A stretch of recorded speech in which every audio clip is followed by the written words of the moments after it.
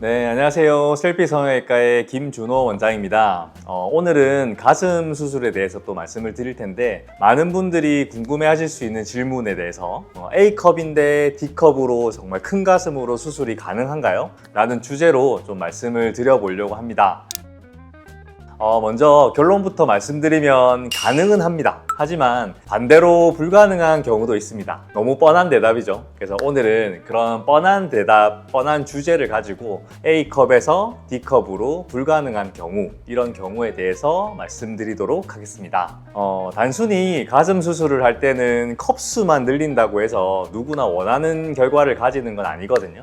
결국 가슴 사이즈에 결정을 하는 것은 체형이나 피부 상태 아니면 연부 조직에 여유 있는 정도, 그리고 안전성까지 여러 요소들을 꼼꼼하게 비교해서 정확한 상담을 통해서 결정을 해야 되는 부분이거든요. 어떻게 보면 앞서 말씀드린 대로 당연하다고 생각되는 내용들이라 편안하게 오늘 내용은 들어주시면 좋을 것 같습니다.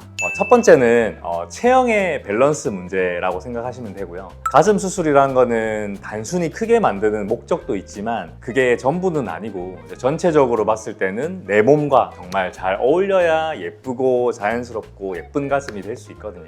예를 들어서 정말 키가 크시고 어깨나 골반이 엄청 넓은 체형이시라면 이제 큰 보형물도 정말 비교적 자연스럽게 잘 어울릴 수가 있고요. 하지만 너무 마르고 키가 작거나 왜소하신 분들이 만약에 한 번에 A컵에서 D컵까지 한꺼번에 이렇게 커진다면 너무 가슴만 좀 도드라져 보일 수도 있고 전체적인 이런 조화나 밸런스가 무너져서 너무 인위적인 느낌이 강하게 보여질 수 있죠. 그래서 저희가 수술을 기획할 때는 내 체형과 그리고 비율에 맞는 크기를 신중하게 선택하는 것이 무엇보다도 중요하다고 생각할 수 있습니다. 두 번째는 이제 피부와 연부 조직의 수용 능력입니다. 그리고 작은 가슴의 경우에서 만약에 큰 가슴 사이즈로 확대를 하려고 하면은 당연하겠지만 피부, 근육, 그리고 유방 조직의 변화를 충분히 받아들일 수 있는 여유가 있어야 하고요. 만약 피부가 정말 얇다든지 이러한 좀 탄력적인 부분 아니면 피부 여유가 부족하게 되면은 이제 수술 직후에는 괜찮아 보일 수는 있어요. 하지만 시간이 점점 지나면서 이게 피부가 늘어진다든지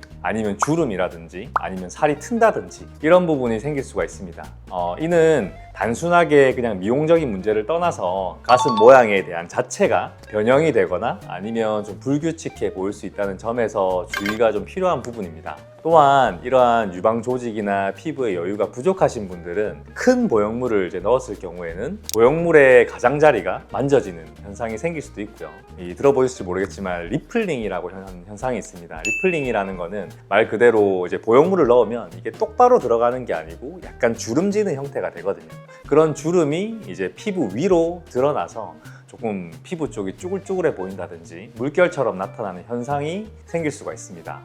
그리고 특히 마른 체형의 환자분들에게서 이런 리플링 현상이나 보형물에 만져지는 것이 나타날 수가 있습니다. 즉 우리의 조직이 감당할 수 있는 범위를 좀 넘어서 너무 무리하게 큰 보형물을 넣는다면 아무래도 좀 결과가 만족스럽지 않을 수도 있고요. 추후에 이런 부분 때문에 재수술의 가능성도 있으니까 보형물을 선택할 때는 가슴의 조화에 맞게 충분히 이제 고려를 해서 선택을 해야 합니다. 따라서 수술 전에 반드시 이제 피부의 두께 그리고 탄력 아니면은 연부 조직의 양을 아니면 연부 조직의 여유의 정도를 정확하게 평가를 해서 그에 맞는 이제 보형물 사이즈를 선택하는 것이 무엇보다도 정말 중요합니다. 세 번째는 정말 중요한 부분입니다. 바로 안정성과 합병증에 대한 문제인데요. 우선 보형물의 안정성이 가장 중요합니다.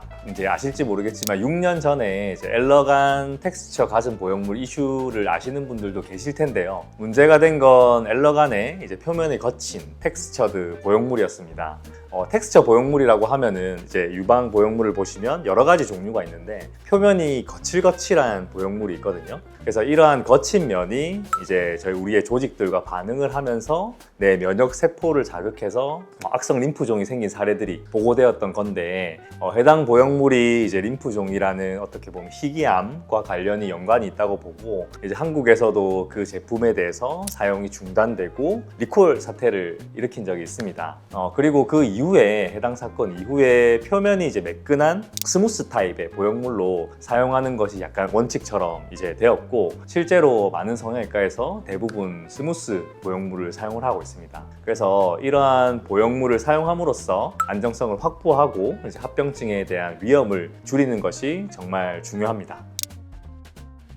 많은 분들이 최대한 크게 하시는 분들이 많습니다. 최대한 크게 보형물을 넣어달라는 거죠. 기왕 하게 될 거 정말 크게 해달라는 분이 많으신데, 하지만 앞서 말씀드린 대로 체형에 비해서 지나치게 정말 큰 보형물을 넣으면 단순히 불편한 정도를 넘어서 이제 아까 말씀드린 다양한 부작용이 발생할 가능성이 있습니다. 첫 번째는 보형물의 위치 이동이라고 생각할 수 있거든요. 처음에는 이제 원하는 모양으로 예쁘게 자리를 잡았다가도 너무 큰 보형물을 넣게 되면 시간이 지나면서 그 보형물이 좀 위나 옆으로 좀 밀려나서 가슴 모양이 틀어지게 되는 가능성이 조금 높을 수 있고요. 이런 경우에는 말 그대로 원래 있어야 될 가슴 위치가 틀리는 거니까 미용적인 불만족뿐만 아니라 이 경우에도 이제 수술을 하진 않고는 교정하기가 쉽지 않아서 추가적인 재수술이 필요한 경우가 많습니다.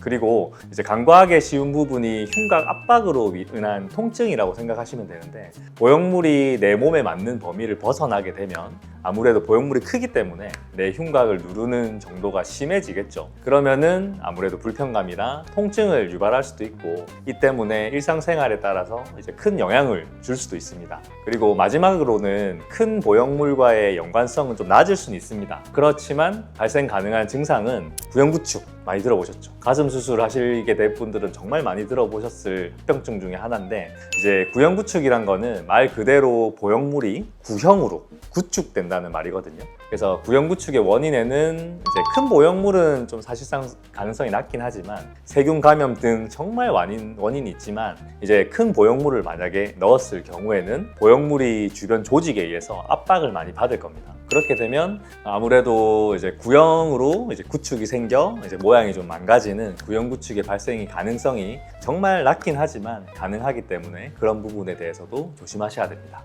앞서 말씀드린 대로 결국 이제 무리한 사이즈를 너무 크게 한다는 것은 단순히 크기의 문제뿐만은 아니거든요. 장기적으로 본다면 가슴의 건강 부분과 수술 결과의 안정성까지 좀 위협하는 요소가 될 수 있습니다. 그래서 제가 수술 환자분에게 꼭 강조드리는 부분은 내 체형과 피부 상태에 맞는 보형물을 선택하는 것이 정말 중요하다고 항상 말씀을 드리는 부분이고요. 따라서 안전하게 수술받고 또 시간이 지나서 오래도록 정말 만족스러운 결과를 유지해야 하니까 아까 제가 설명드렸던 당연하다고 생각하는 부분이 정말 무엇보다도 중요하다고 생각합니다.